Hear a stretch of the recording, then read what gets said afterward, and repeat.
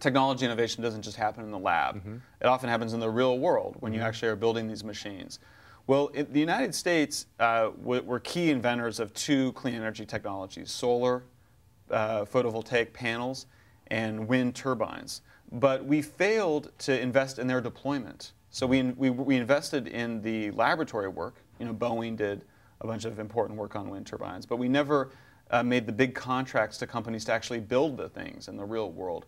Well, two other countries did, Denmark and Japan, and they have become leaders in wind and solar, and it's worth understanding what happened.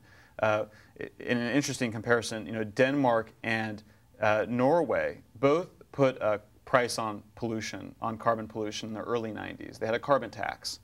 But Norway, they saw their emissions go up by 43%, whereas Denmark saw its emissions go down by 17%. Well, what was the difference? Well, the difference was that Sweden took all of the money raised from its carbon tax and used it to fund social programs. I think social programs should be funded, but it created a perverse incentive for those firms. Denmark took all of its money from its carbon tax and used it to build very large wind turbines. And I got in an argument with the Danish environmentalist Bjorn Lomborg about this, where he was saying, well, the mistake was that we built too many of the little wind turbines. And when I talked to my engineer friends who build turbines, they said, look, you had to build a bunch of the littler and the medium-sized turbines in order to get the really big turbines. It just took a lot of experience, economies of scale, to learn how to build these huge wind turbines offshore in the middle of the ocean before we could figure out how to do it. The same thing happened with solar.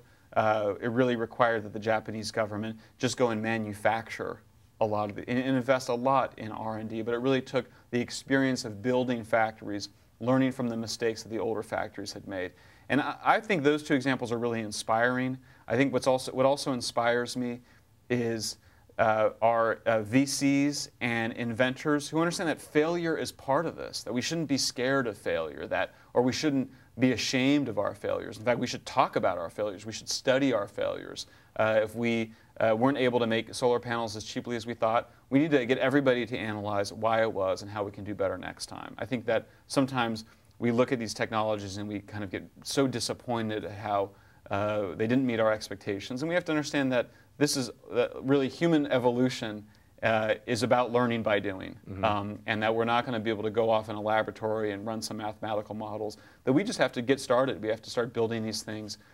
We have to start working together and expect a fair amount of failure. We've got a lot of experience doing great things by failing a lot on the way.